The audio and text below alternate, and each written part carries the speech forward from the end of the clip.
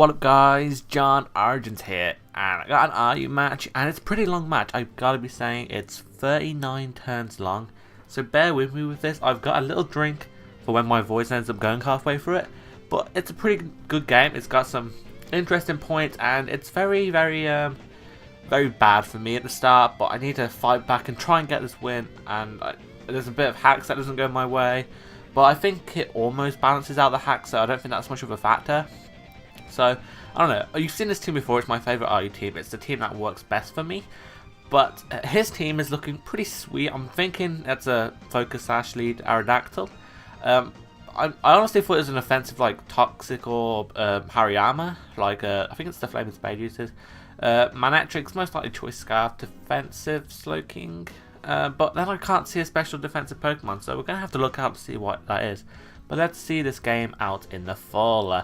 Sorry if you don't like longer gameplays, but I think I prefer them, so I don't know.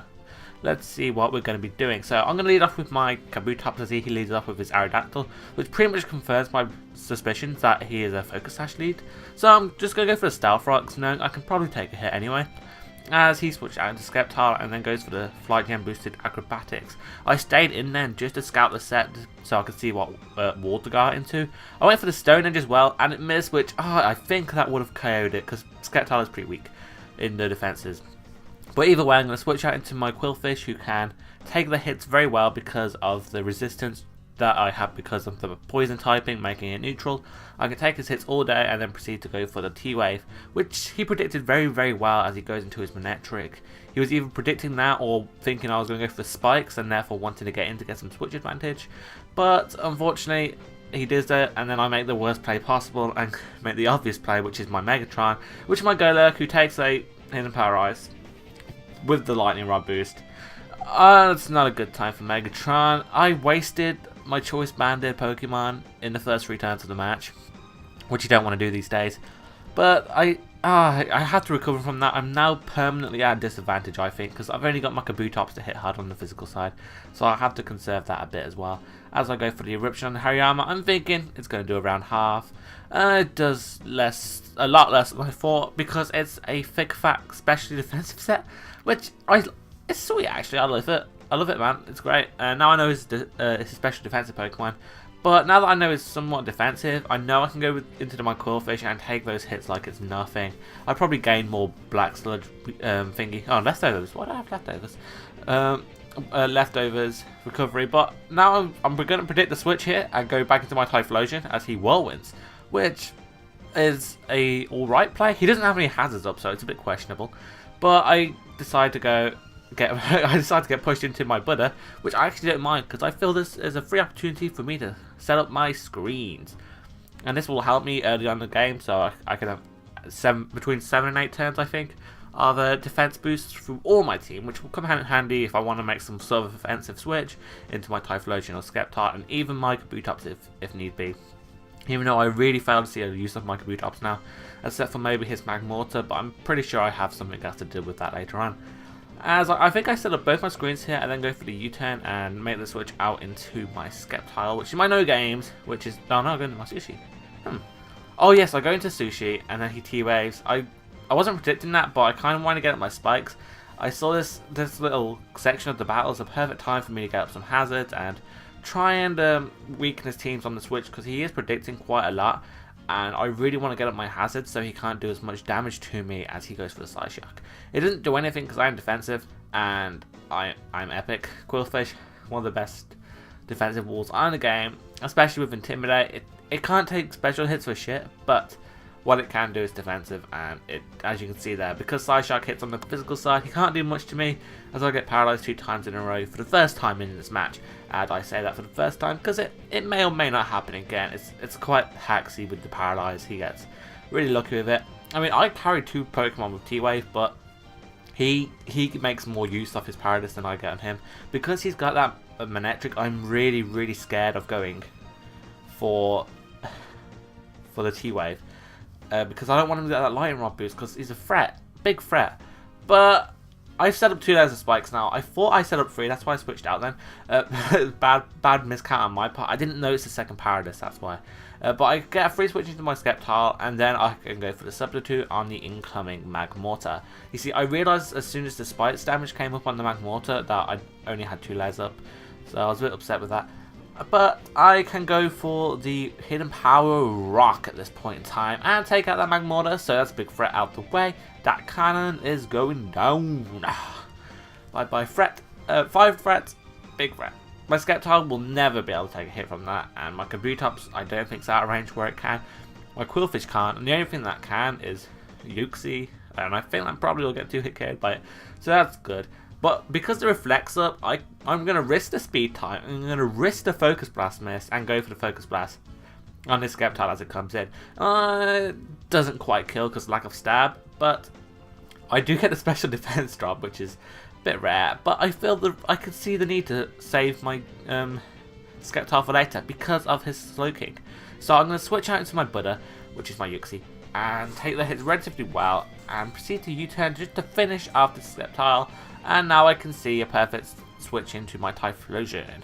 I'm thinking I can do some mad damage to him as long as he doesn't bring in Hariyama or Slowking. So yeah, I'm kind of hoping he doesn't.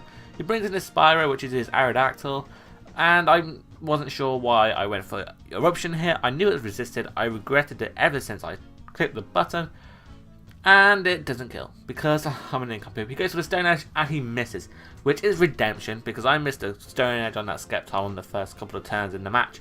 I think that equals out the Stone Edge misses.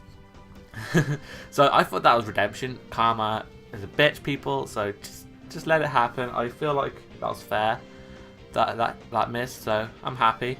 Very happy, and now I can go on for the Eruption, hopefully to take him out, but he does switch out into his Magic Conch, which takes the hit relatively well, and then I switch into a T-Wave with my Kabutops, and I pretty much cried inside, because now I kind of want to sack the Kabutops. It's lost its use.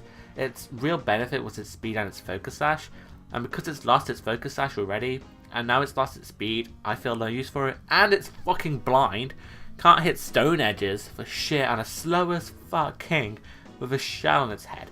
But never mind, but I hit the second one and it does a really nice chunk, and if I hit it I'm pretty sure I would have pressured him even more to go for recovery, and eventually I would have got a crit if I weren't getting paralyzed. But I end up hitting my second Stone Edge and it does around the same amount of damage, and I think after this play he ends up killing me off, or no, yeah, he kills me off now. And I don't mind that. I have a free switch now into my Sceptile. I can go for the Giga Drain or sub. Well, not sub yet. I can't get sub yet. I got the health for a sub.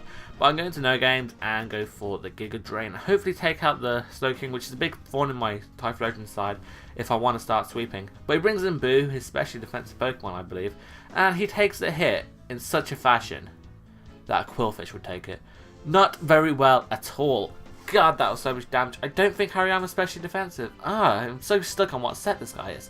But I'm happy with the outcome. I can actually go for a sub later on in the battle if need be. But now I can switch into Sushi. I'm paralyzed, but the Intimidate is always helpful as he switches out into his Spyro, which is his Aerodactyl. I want to sag Sushi now. I don't need it anymore.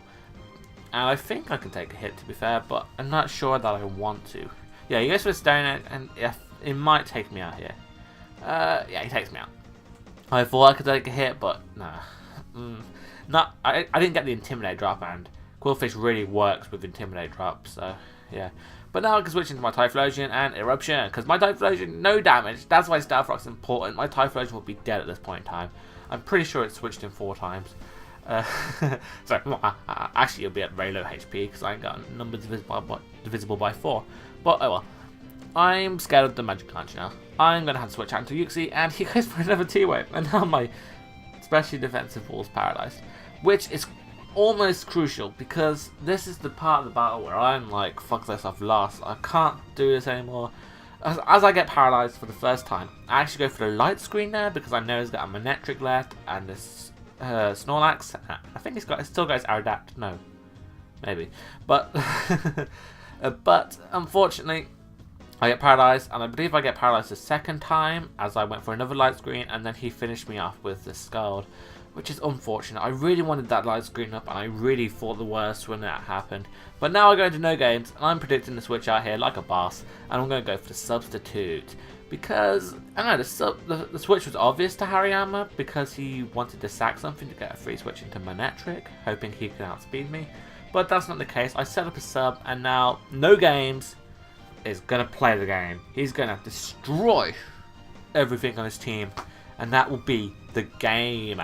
I didn't mention at the start, but my opponent was Legham, so it was a pretty good battle. I enjoyed the majority of it, especially when No Games came at the end and he tried to valuably stop me, but I managed to get up the sub, which won me the game, even though the Manectric wouldn't have outsped me anyway.